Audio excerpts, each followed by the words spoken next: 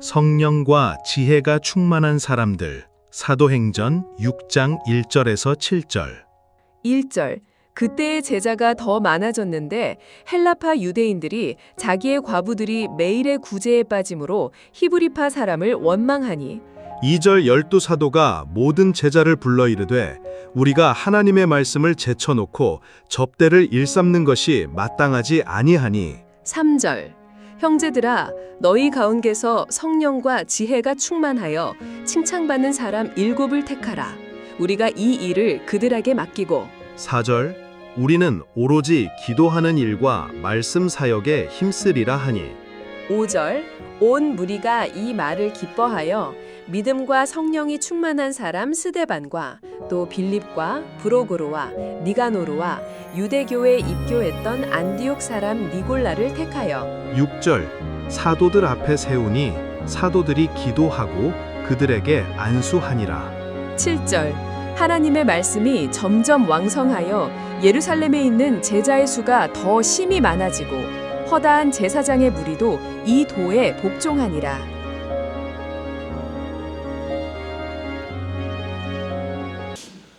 할렐루야. 성도님 만나서 반갑습니다. 우리 한 번 더 인사하겠습니다. 한 주간 평안하셨습니까?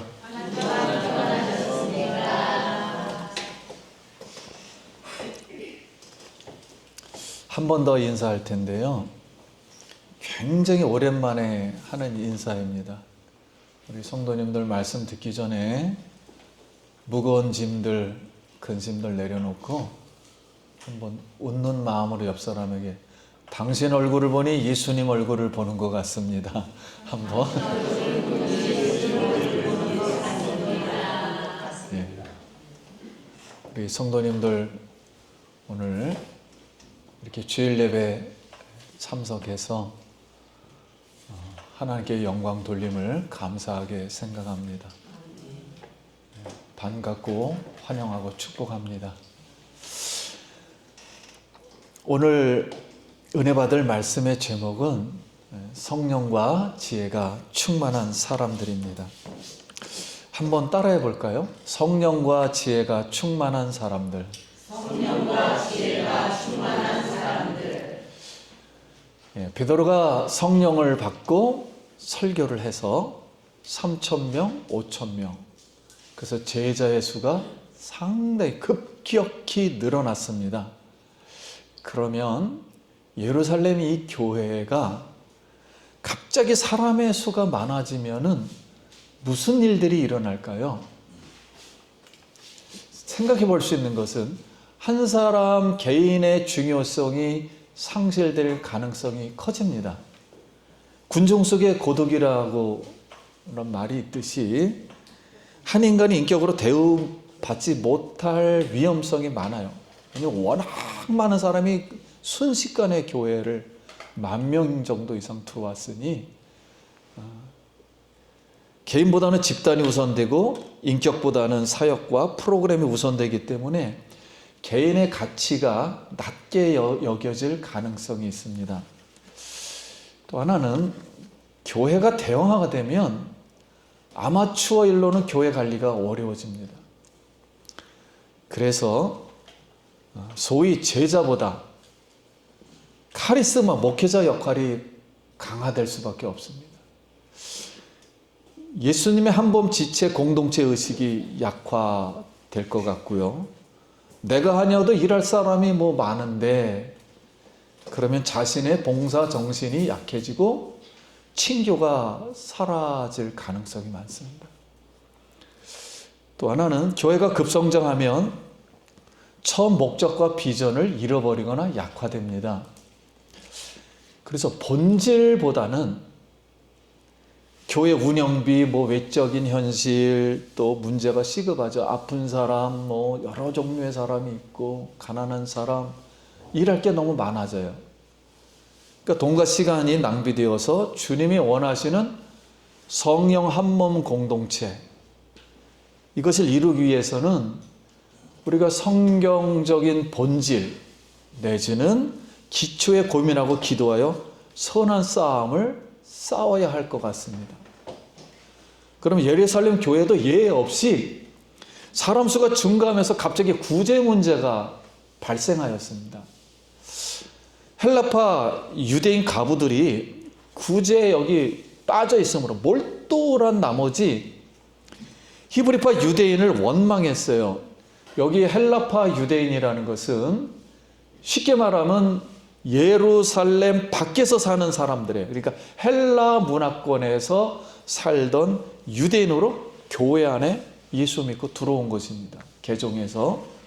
근데 히브리파 유대인들은 예루살렘에서 났어요. 그리고 거기서 자랐고 예수를 믿게 된 사람들입니다. 그러다 보니 헬라파 유대인들은 굴러온 돌들이 되게 된 것이고 히브리파 유대인은 박힌 돌이 된 거예요. 그러다 보니 주도권은 히브리파 유대인들이 가지게 되었고 교회에 사람 수는 헬라파 유대인이 많아요. 그러니까 헬라파 유대인이 히브리파 유대인들에게 소위 소외의식을 약간 느낀 것 같아요. 피해의식. 그런데 사실 우리가 그렇잖아요. 이 단체가 모이면은 서로가 알지 못하니까 알고 편한 사람끼리 지낼 수밖에 없거든요. 그러면 헬라파 유대인이 구제의 명부에 이렇게 딱 보니까 많이 빠져 있는 것 같아요. 그러니 차별하느냐, 우리를 손해보게 하느냐 하면서 불평하여 문제가 일어났습니다.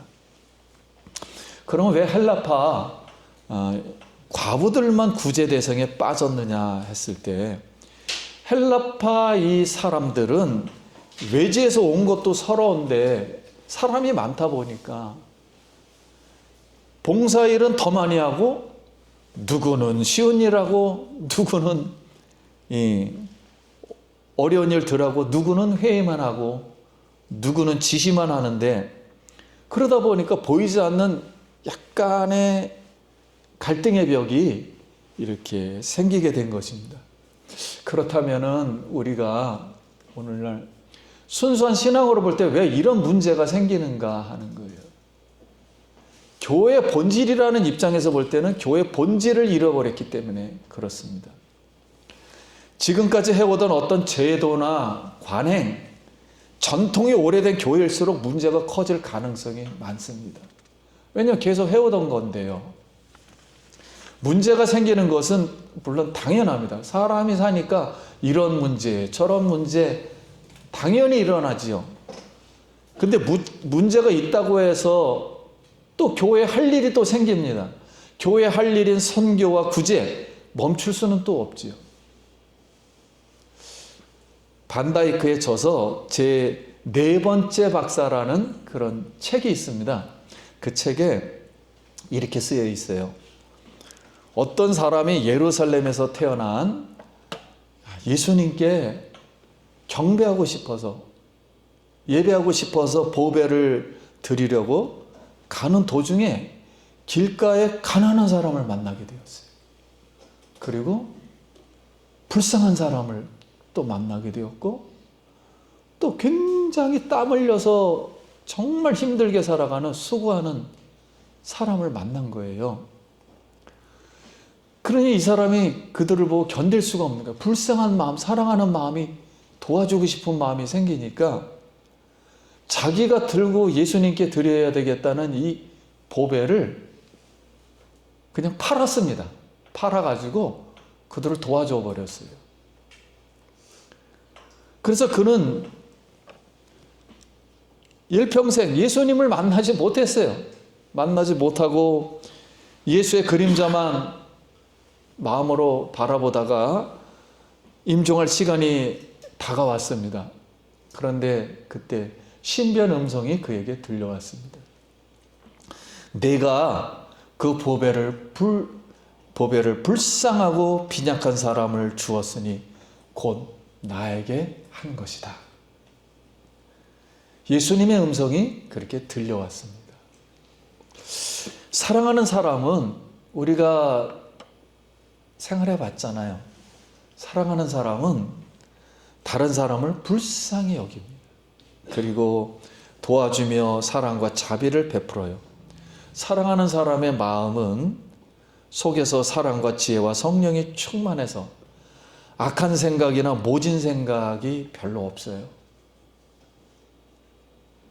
그냥 평안합니다.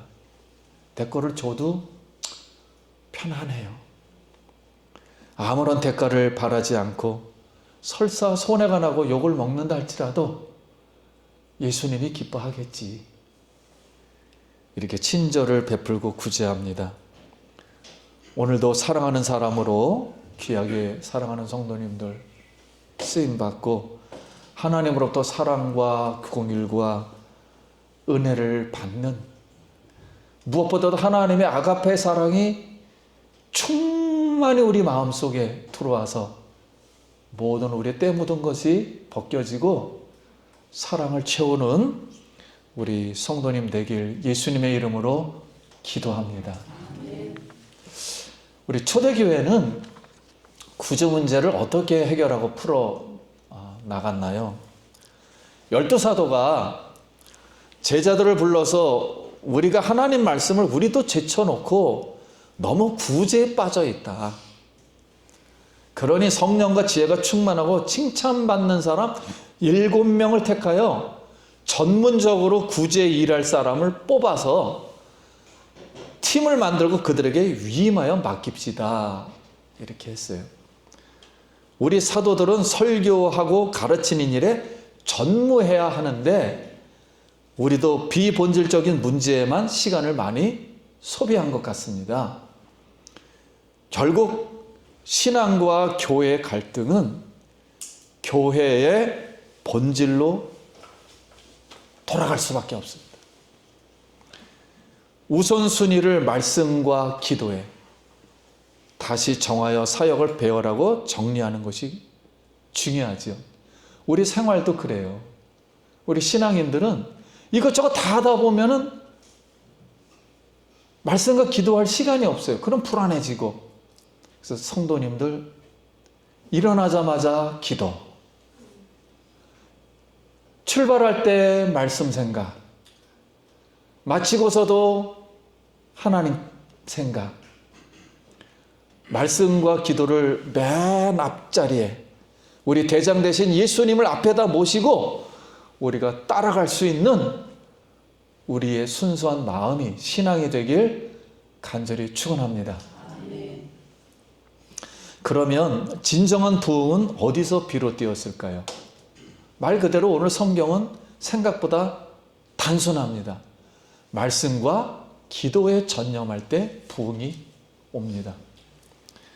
굳이 했기 때문에 3,000명, 5,000명이 회개하고 교회에 온 것은 아니지요.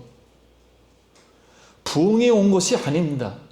구제는 말씀을 전파함으로 얻은 백성들이 많아졌기 때문에 교회에 주어진 일임으로 부흥이 일으키는 본질은 구제가 아니었습니다. 결국 말씀과 기도였지요. 다시 말하면 성령의 역사였습니다. 사도들은 제자들이, 성도들이 자신의 역할을 잘할 수 있도록 사명을 주고 기름 붓고 안수하고 훈련해 성도를 돌보고 자신들의 은사를 발휘해서 봉사하며 구제하고 동시에 세상으로 나가 복음 전파할 수 있도록 해야 할 줄로 믿습니다. 뭐 그때나 지금이나 원리는 같은 것 같습니다. 그럼 예루살렘 교회에는 세 부류의 계층이 있었어요. 첫째는 제자들입니다. 그때는 우리가 쓰는 장로님, 집사님 이런 단어가 없었어요. 평신도라는 말도 없었고요. 그냥 무조건 내가 제자라는 단어를 썼습니다. 그 나라 문화였지요. 둘째는 사도들이었습니다. 셋째는 그런 단어가 없었으니 집사와 장로 이런 말도 단어가 없었으니 그냥 성경은 단순하게 기록했습니다. 성령과 지혜가 충만한 칭찬받는 사람 7. 딱 요 말만 썼어요. 어떤 직분을 얘기하지 않았습니다. 어떠한 용어도. 그들만 택하라. 이렇게 말씀했습니다. 그럼 7사람을 뽑는 이유가 무엇인가요? 말 그대로 교회에 많은 일이 생기니까 가난한 사람들이 들어오고 병든 자가 들어오고 교회 도움을 필요한 사람들이 많아지니까 그 사역을 나누기 위해서, 즉 구제 사역을 하기 위해서 7명을 뽑았어요. 그런데 7명을 뽑는 기준은 사도들이 제시하여 뽑았습니다. 성령과 지혜가 충만한 사람, 칭찬받는 사람. 그래서 사도들이 그걸 했고 나머지 사람들이 동의를 해서 7명을 뽑았는데 7명이 히브리파 사람은 한 명도 없어요. 다 헬라파 사람을 뽑았습니다. 그럼 7 집사님을 뽑았을 때 무슨 일이 일어났습니까? 사도들이 기도하고 그들에게 안수합니다. 우리나라 문화도 안수 문화죠. 그때 당시에도 안수 문화입니다. 전가하는 문화. 유럽 같은 데는 안수가 아니라 임명장 주지요. 안수 안 하죠. 하나님의 말씀이 점점 왕성하여 예루살렘에 있는 제자의 수가 심히 더 많아지고 허다한 제사장의 무리도 이도에 복종하였다 그랬습니다. 여기 제사장이라는 것은 성전에서 일했던 24반차 2주마다 사람들이 봉사해서 몇천 명씩 전국에서 와서 봉사를 했어요. 그 제사장들을 말한 것입니다. 그 사람들, 일꾼들, 히브리파 사람들이었죠, 주로. 그런 사람들도 하나님 말씀에 복종했다 그랬습니다. 그래서 말씀과 기도, 부흥이 그래서 일어났습니다. 그리고 제자의 수가 많아졌습니다. 오늘날도 우리 교회 부흥합시다, 교회 성장합시다, 뭐 이래서 프로그램도 만들고 뭐 여러 가지를 우리가 해요. 하는데 뭐 세미나도 하고 포멀 교육도 하고 매일 주일 나와서 하고 또 세미나도 다니고 또 여행도 다니고 이래서 non-formal이라 그러죠. 예. 이렇게 가끔가다 한 번씩 하는 거. 그리고 완전 프리하게 하는 건 집에서 그냥 마음대로 생활하잖아요. 근데 사실 효과가 있는 것은 non-formal이라 그러죠. 형식이 없이 집에서 막 지나는 게 어린아이들이 다 교육에 영향을 받지요. 교회에서도 사실 이렇게 주일날 설교해서 뭐 은혜도 받지만 사실 효과는 많이 떨어지게 됩니다. 실제적으로는. 사람의 마음속으로 은혜를 받고 하는 것은 개인적으로 자기가 완전 확신하고 경험하고 봉사하고 이럴 때 완전 신앙에 들어가거든요. 아무튼 우리가 세상 여기서 부흥하자 이런 소리는 야 우리끼리 오늘날 세상에 왕국을 만들자, 우리 교회에다가 키우자 이런 말들이 아니에요. 우리가 할 수 있는 것은 한계가 있어요. 한계가 있다고 해서 부흥을 멈출 수는 없지요. 하나님 나라는 확장되는 거니까. 겨자씨를 심으면 새들이 와서 깃들 정도로 성장하는 나라이니까요. 우리는 할 수 없지만 하나님은 할 수 있는 줄 믿습니다. 성령 안에서 하나님이 주시는 일을 하면 되는 거예요. 우리가 만들어서 하는 게 아니라 하나님이 오늘 이런 사건을 주고 이런 일이 벌어지면 하나님 감사합니다 하고 은혜로 받으면 은혜가 될 줄 믿습니다. 어떤 시험도 하나님이 더 감당할 만한 시련과 시험을 주셨다. 이렇게 하고 기도하면 하나님은 하나를 심어서 30배, 60배, 100배의 결실도 주실 줄 믿습니다. 이삭이 그렇게 핍박을 받아서 우물 파면 또 막아버리고 근데 그래도 가는 곳마다 물이 나왔다 그랬어요. 이삭의 샘물에서. 그리고 농사를 안 짓던 사람인데도 가서 농사를 지으니 100배의 결실을 맺었다 그랬습니다. 성경이 무엇을 말하는 것일까? 사랑하는 자기의 언약 백성을 하나님은 무조건 사랑해서 하나님만 의지하는 백성, 하나님의 길을 따라가는 백성에게는 기필코 하나님의 은혜와 승리와 열매를 주실 줄 믿습니다. 성도님들 생활해보면 마음이 아파요. 왜냐하면 내 뜻대로 되는 게 없거든요. 뭐 아들 문제, 뭐 또 엄마 문제 아프죠. 또 뭐 돈 뭐 또 잃어버리죠. 또 가다가 또 다치죠. 이게 좀 기도해가지고 뭐 좋게 되려나 했더니 어느 목사님이 기도를 하면서 이런 시를 썼다 그래요. 나는 오늘 평안하고 은혜를 구하고자 했더니 나에게 감당할 수 없는 시련과 시련을 주시네. 나에게 많은 열매를 얻고자 했더니 나에게 내가 감당할 수 없는 먹지 못할 음식을 주시네. 뭐 이러면서 자기가 경험한 거를 잠깐 얘기하더라고요. 공감이 가는 말이었어요. 성도님들 각자가 일하고 힘들고 이거 나는 나만 고생하느냐. 누구는 편하고 누구는 잘 먹고 다 주의 일인 줄 믿습니다. 우리가 고생하고 눈물 흘리고 기도하고 그러면 누군가는 반드시 그 열매를 먹고 자라서 반드시 그 은혜를 우리에게 되돌려 우리 하나님이 주실 줄 믿습니다.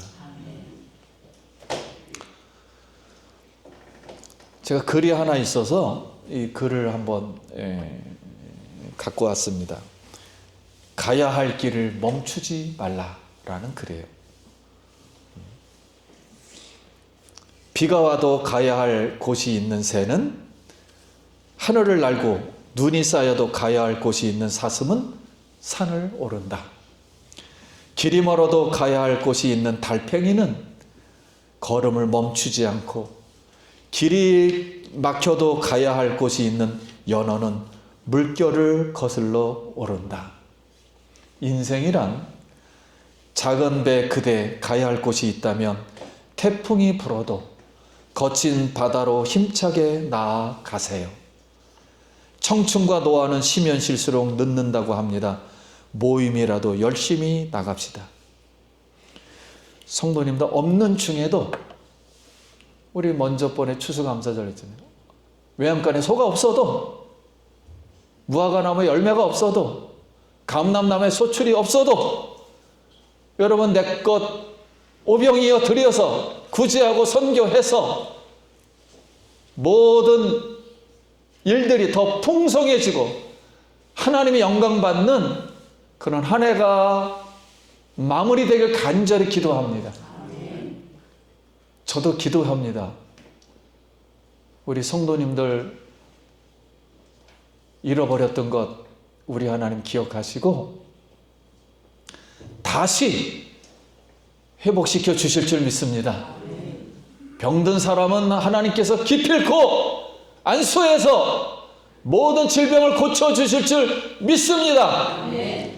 눌린 사람은 예수 성령으로 말씀 받고 다시 소송하여서 일어날 줄 믿습니다.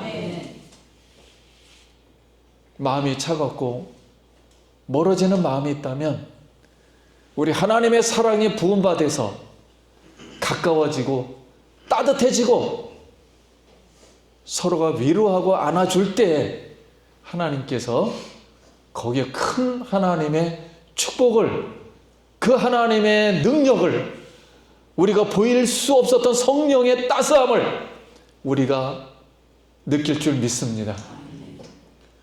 성도님들 마음 무거운 짐들 내려놓으시고 주님께 다시 한번 이 가을녘에 열매를 주신 하나님을 바라보면서 단풍을 주신 하나님을 바라보면서 마음 정화하시고 다시 예수의 이름으로 다시 무장해서 다시 힘차게 나아갈 수 있길 예수의 이름으로 축복합니다. 말씀 마칩니다. 사랑하는 성도님, 계속하여 하나님 나라를 확장해야 할 것입니다. 하나님은 바로 우리를 그런 일에 사용하고자 하십니다. 말씀과 기도로 준비하시길 바랍니다. 성령과 지혜로 충만하여 자신을 훈련하십시오. 사람에게는 칭찬받는 사람이 됩시다. 그렇게 하나님이 계획하고 디자인하신 교회의 사명, 선교 사명 다하는 사역자 일꾼 되시길 예수님의 이름으로 축원드립니다. 기도하겠습니다.